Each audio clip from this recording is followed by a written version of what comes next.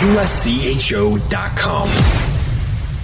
This is the USCHO Spotlight, a weekly podcast from U.S. College Hockey Online at USCHO.com, featuring conversations with college hockey coaches and players and journalists who cover the sport.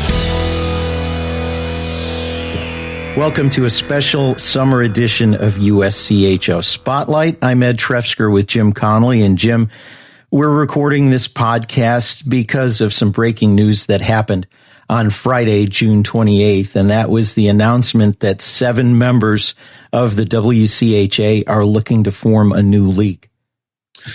Yeah, and I think this really grabbed a lot of people by surprise. You can talk about timing, a holiday weekend, a Friday afternoon, 4:00. I've been in the public relations world most of my life, and will tell you that usually, means you're trying to hide something or you're trying to dump news. But I'm not sure that even can be, thrown with too much significance. I think there's some timing.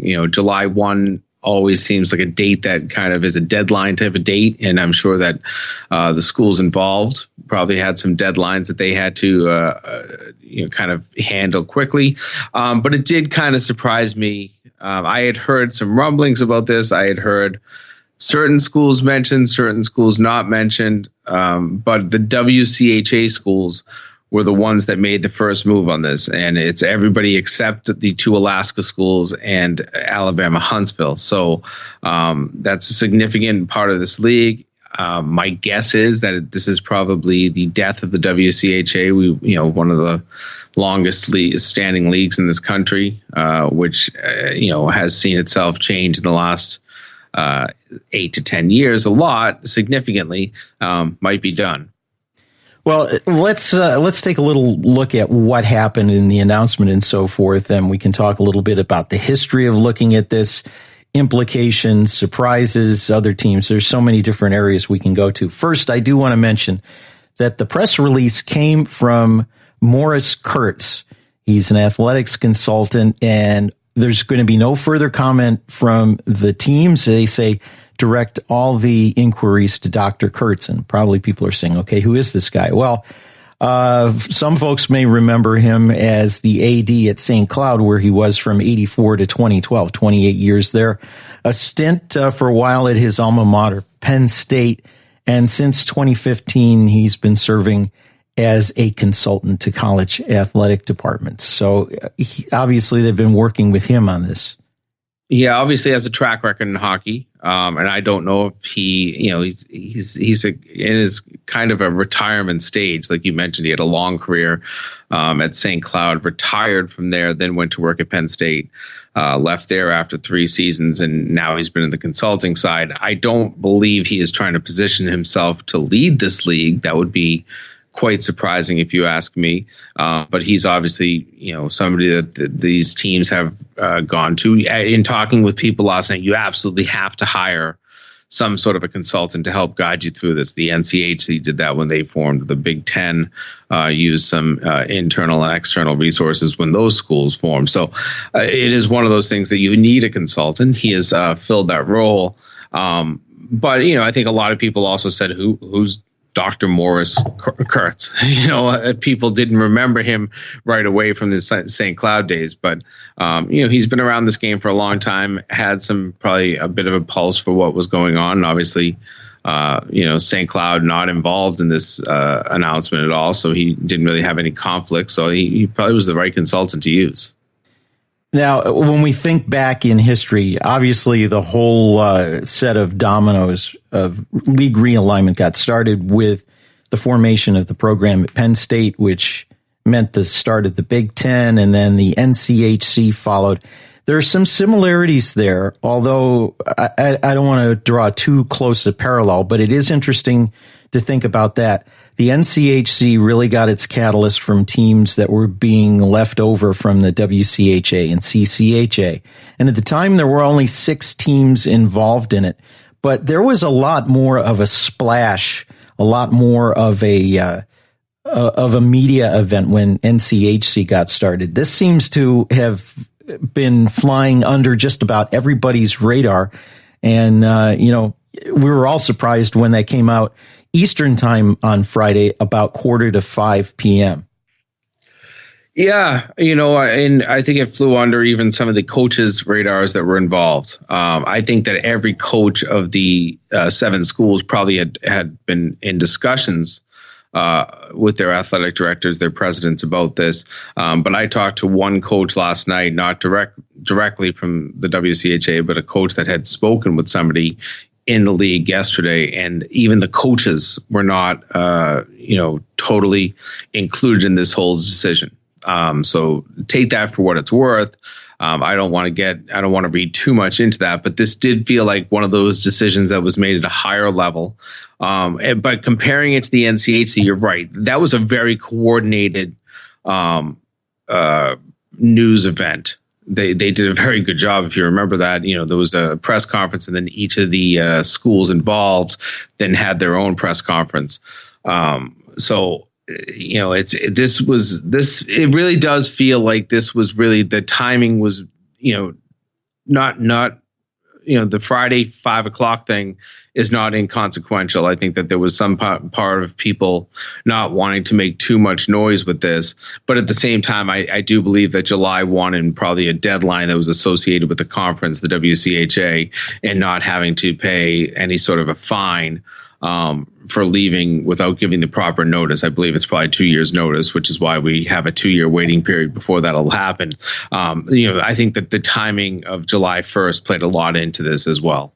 Well, there were also some reactions to this that came out afterwards, including what I think was a very brief one and very measured one from Bill Robertson from the WCHA. Certainly he had to have been taken by surprise on this.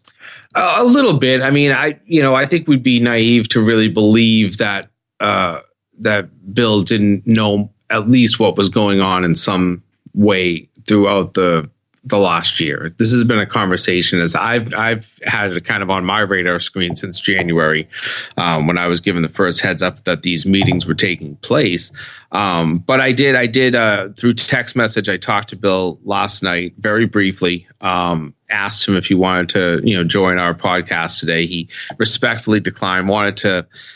I think he wants to be able to put a lot more detail into it before he makes any sort of comments in terms of what will happen over the next couple of years with the WCHA, if there is a future of the WCHA. And there's 3 schools involved that, they're now, for lack of a better term, they're in peril.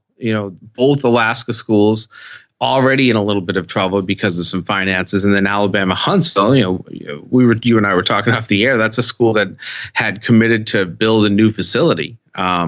So where does that go? Where does that stand? Do they believe they'll have a home somewhere? That's kind of a big issue. And last night also there was a statement that came out just before midnight Eastern time. From the chancellor of University of Alaska, Fairbanks, Dan White. And there was a little bit of a shot back in this whole thing, too. He noted that the school was not notified in advance of the decision, nor were they alerted to such a preparation of such a plan, and noted that they're going to continue to play in the league for 2 years because they would have penalties if they left. But I'm interested in this second main paragraph in his statement. He wrote, while the current configuration has had its advantages, UAF, the University of Alaska Anchorage, and the University of Alabama Huntsville have been financially disadvantaged in this conference, and a realignment may benefit all 3 universities in the long run. Yeah, I thought that was very interesting. I don't know really if that's just kind of a stopgap statement because there is no plan. And I believe, how can you really have a plan if you're any of those 3 schools? Maybe you saw some of this coming. Maybe you've heard a little bit of the rumblings if you're those schools. But, for the most part, this did seem to blindside a lot of people. So I don't know that there's any real plan in place, but it has been financially taxing. It's going to be financially taxing on any school that's located in Alaska. It's just part of life. There's so much travel involved. It's not cheap to put a hockey team on a plane, not to even start with the fact that, your minimum plane ride is probably about 9 hours. it's not a sport that has had tons of success in either of those cities. I think both Anchorage and Fairbanks have had their share of some good moments. Anchorage more in the 90s. Fairbanks, there was some better years in the 2000s. But I mean, neither of those schools are competing for a national title every year and thus knocking it out of the park attendance-wise. So I think that there's some massive financial challenges involved, but I don't see how moving from the WCHA to any other league changes that. So I think that that's a statement that maybe had a little bit of a backhanded insult to what was going on in the WCHA, but at the same time, I don't think that it gets better no matter what league you're in. Well, and for Alabama Huntsville, perhaps there's a possibility there if they needed to find another league for Atlantic hockey, but that would put that league at 12 teams, and the next closest team in that league to Huntsville is Robert Morris, northwest of Pittsburgh a little bit. And for a trip from Huntsville to Pittsburgh, it's over 10 hours on the road, so that doesn't really help out there either. Although maybe there's some opportunities to build some more programs in the South. Also, we're getting back to the same situation in some ways that we were in before the formation of the Big Ten. In fact, go back to, say around 2006, 2007. I remember a lot of conversations with people at that time that I had that one of the things that was causing a logjam in growing Division I hockey was that the leagues were all pretty full. Now, if you form a new league with 7 members, and you have other schools that need to form things, and maybe you can peel off some teams for a new conference. Maybe there's some opportunities there. But at a time when we're trying to see the sport grow, leaving now what would be 4 teams as independents is not helping that, especially if it's precarious for some of them to keep going. But I want to kind of shift a little bit about why these 7 teams would do it. Now, if you want to be completely cynical, and I'm going to be somewhat cynical, it's sort of like, well, we wanted to kick these teams out of the league and we couldn't, so we're going to go form our own league. Is there some of that going on? And why would they want that to happen besides the travel issue? Well, I think, the travel issue is pretty big. And let's not even kind of try to hide that. If you're any one of these schools, these are not high budget athletic programs. And, in fact, when you look at the 7 teams, only one of them, Bowling Green, is Division I school. All the rest are the Division II or Division III. So start there. I think that's a big part of it, and I don't know if it's that you wanted to kick those 3 teams out, but you wanted to eliminate some of the expenses that were associated with having them as members in your own conference. Now, if maybe we call this in our business burying the lead, I also do not say, and I will say this firmly, I don't believe that the 7 teams that left the WCHA yesterday all intend on being in the same league together. And talking to people, and I made a lot of phone calls last night between 6 p.m. and midnight. A lot of people have given me the indication that both Bemidji State and Minnesota State really don't want to be a part of a league that geographically is centered around the Great Lakes. And that is what you're really looking at with the other schools. They're still geographically a little bit out of position. And at a disadvantage when you look at the other 5 schools being so close to one another. So I do believe that there will be some conversations in the next, few months. I don't have a timeline. Possibly with the NCHC, I don't like to use the word trade, but take those 2 teams, Bemidji and Minnesota State, and maybe swap them for a team like Miami or a team like Western or both of those schools. That would be an advantage for Miami and Western. It's a huge advantage for every team involved, because if you're looking really from the perspective of Bemidji and Minnesota State, you've got some local teams, some closer teams for sure, certainly in the NCHC. But at the same time, at least everybody feels like they're at the same disadvantage. Whereas, if you're the only two teams that are outliers to the rest of your conference and everything else, like I said, centers really around the Great Lakes, you're not in the same position. I do believe that Minnesota State, we've seen them kind of have some great success in recent years. Bemidji, they've been a pretty strong team. I don't know budget-wise if they will align with the NCHC, and I think that might be a big part of it, is that conference does seem to have programs that spend a lot of money on their hockey team, and their hockey team, I won't say alone, but hockey is pretty much the number one sport on all those campuses. I for the most part, can say that that's true for Bemidji and Minnesota State, but at the same time, I don't know that the financial commitment of those programs at this point is the same as what would be the remaining 6 schools in the NCHC. So that's all speculation, but I really don't think that if when this conference gets off the ground, because there's no doubt that obviously these teams will be doing something, a couple of years from now, I'm not sure that the 7 teams that announced that they are leaving the WCHA yesterday all will be in the same conference 2 years from now.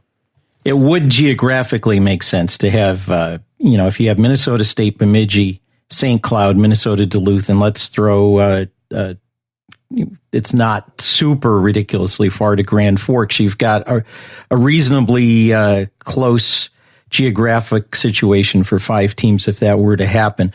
But let's not also forget that Minnesota State did apply to join the NCHC and were spurned by that league. So, that might have to be some conversation. And let's also think about the conversations you and I have had with Josh Fenton, and everything that they have done as a conference has felt very strategic, thought out, planned, focused, and they seem very happy with what they have as a conference right now. I don't know if you could call up Miami and Western and find out that they feel the same way, but I don't have a lot of gut that says that they don't. I think that both of those schools have felt pretty happy in this conference. Both have had their share of troubles in terms of being competitive programs, but you saw Western on a big upswing this week. And, those are the type of things you have to kind of look at and understand that there is a lot of potential for these schools to just want to hold pat. And if that's the case, you've now put, if Minnesota State and Bemidji are looking at this as an opportunity to maybe move over to the NCHC, you put them kind of in a precarious position, or they, I guess, have put themselves in a precarious position. Well, I think you've got 2 different situations. Andy Murray's done a great job at Western Michigan. They have been competitive and in the mix of things just about every year since the league formed. Miami, on the other hand, has seen a downward trend. They were a national power in the CCHA days, ended up near the bottom most seasons in the NCHC. In fact, with enough losses to bring down the overall pairwise for that conference and maybe keep some at-large bids out. It culminated in the departure of Rico Blasi, the hiring of Chris Bergeron, a new energy and rebuilding trying to happen at Miami. So that's an interesting story there. You talk about different lineups, though. 7 teams. There's probably room for other schools. And again, I want to go back to what happened around the time of the NCHC. There was an opportunity and some discussion at the time to try to keep a CCHA together. And it included discussions with teams in the CCHA kind of centered around that Midwestern area. Maybe think of Bowling Green as an epicenter, as the founding member and the last member to leave the CCHA. And if I'm not mistaken, they have kind of the archive and all that stuff there in Bowling Green. But there was discussion at the time with schools that did not have a hockey program and still don't, and also with some other programs in reasonable proximity to there. And they were serious discussions. And I know a number of schools were invited, some participated, some didn't, but that never got off the ground. Is this something leading out of that? Is there going to be some invitation of other schools kind of in that general area? You have to think that there will be. Yeah, you could think that there might be. As I say, give me $1 in the CCHA archives and you have $1. What's the value to that league at this point? It's broken. It's gone. And people continue to use those four letters like they're some legacy. I get it. There was a lot of people that felt very close to that league, but it's gone. This is very different. I don't believe that there's a lot of feeling that this is anything similar to the CCHA. For one thing, I think that as much as you want to say that Bowling Green was, kind of a cornerstone of that league, let's be real. The teams that made that league were Michigan and Michigan State, and they're never coming back. So I don't know that there's a ton of value to even going back and referencing that league. I feel like maybe there's some conversations that have continued on since that time, but I also, firmly believe that this is very different than the CCHA. This is the USCHO Spotlight, a weekly podcast from U.S. College Hockey Online. Well, Jim, one thing I wanted to get at that we didn't get to was, besides travel, what other things might help these 7 teams in leaving? And one of the things I look at is pairwise rankings.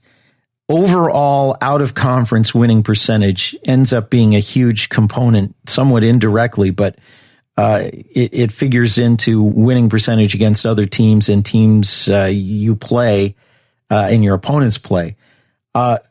UAH, Alaska, and Alaska Anchorage have all had some fairly difficult winning percentages out of conference that have tended to bring the whole league down.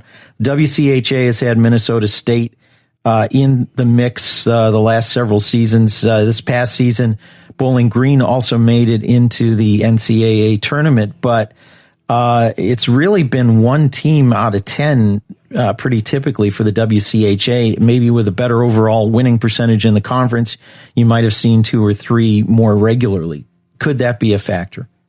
It could. I'm not. Yeah. And the point you make about those 3 schools, the 2 Alaskas and Huntsville, they have not been strong really since the formation of the WCHA. So I do get that point. And maybe that could slightly adjust things. It's one of those things you almost have to see the league play to see how it plays out. And again, I'm going to go back to what I said, a few minutes ago. I'm not sure that the 7 teams that left yesterday are the league. So I think there's a lot that really has to play itself out to understand what the implications to the pairwise could be.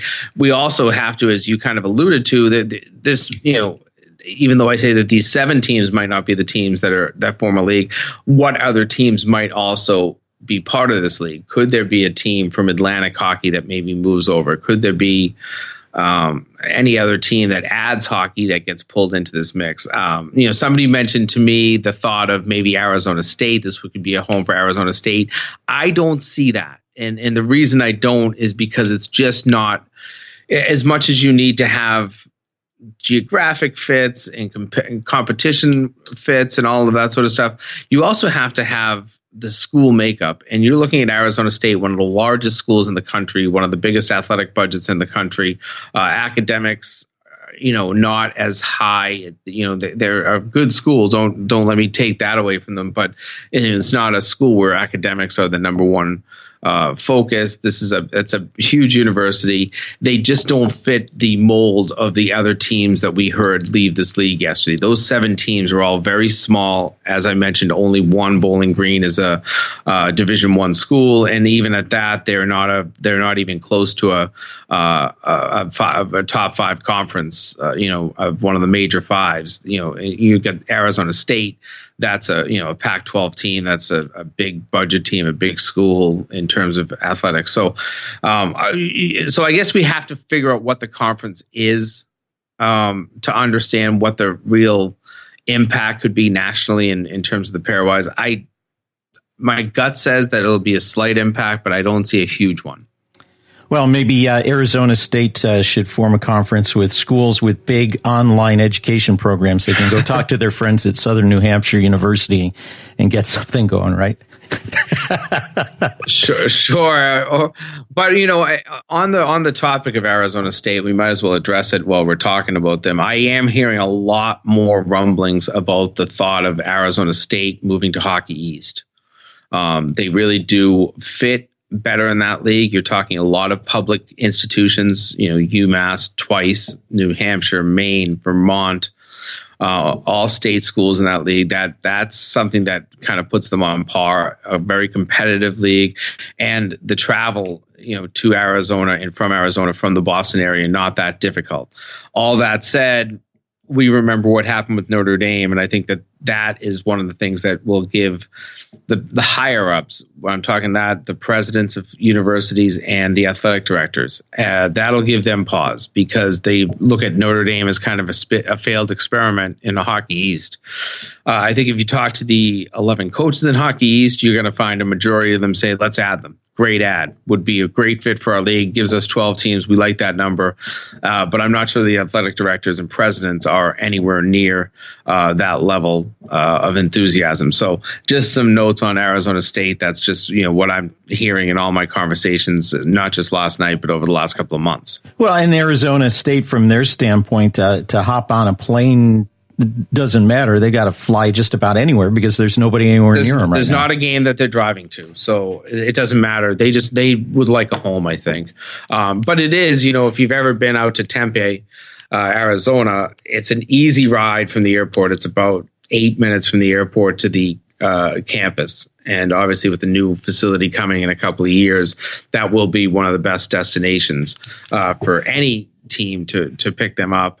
And when you look at the fit, going back to that whole fit of the both the athletic budget, excuse me, and the university size, the only two conferences that really fit for Arizona State are the Big Ten and Hockey East. I don't know if the Big Ten is ready to go for another affiliate. I don't think academically Arizona State is on par with Big Ten teams, and that's a big thing for that league. That you usually have to be a research institution to be part of the Big Ten. Arizona State, I do not believe, fits that mold.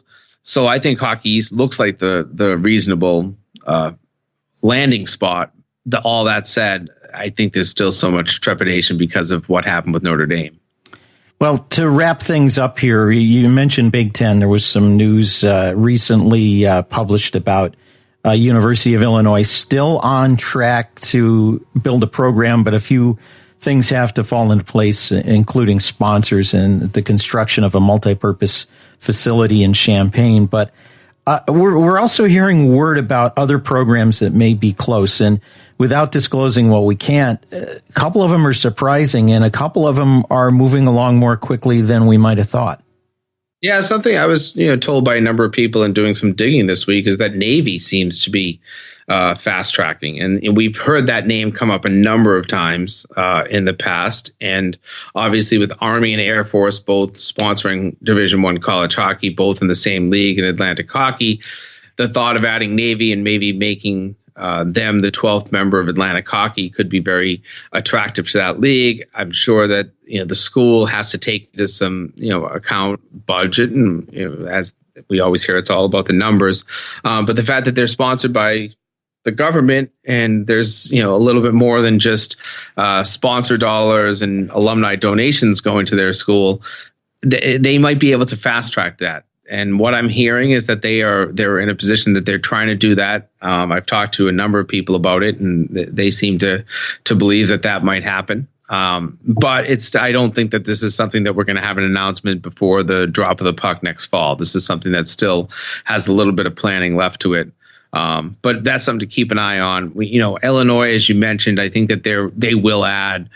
They just have a lot of I's to dot and T's to cross, and money again becomes a part of it. Getting the arena funded, a big part of that.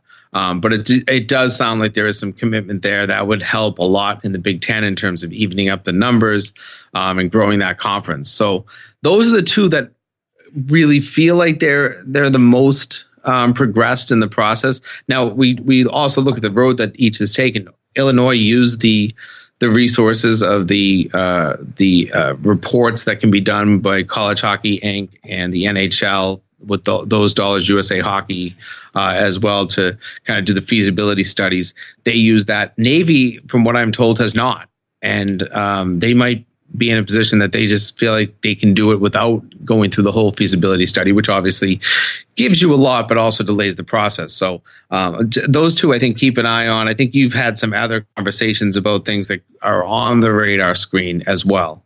Yeah, nothing that we can really talk about publicly. But, with Navy, I think that Army and Air Force have both shown that they can field competitive teams and find players for that. And as far as Atlantic hockey, Annapolis really is not out of the footprint too far. It's a 4-hour drive from Pittsburgh to Annapolis, a little over 6 hours from the Boston area. So it's not any further than some of the furthest travel in that conference. So that would be a nice fit. Yeah, and I also think that the alignment with more military schools helps them significantly. And the fact that they could then, there's not a lot of sports that those teams can play and be in the same conference. The thought that they could do it in a sport like hockey, I think would be extremely attractive. Well, I guess we'll be keeping our finger on the pulse of what's going on with this. And I expect we'll see more news dropping over the next week and several weeks. Until next time, which may be before hockey season starts. For Jim Connelly, I'm Ed Trefzger. This has been the USCHO Spotlight, a production of U.S. College Hockey Online.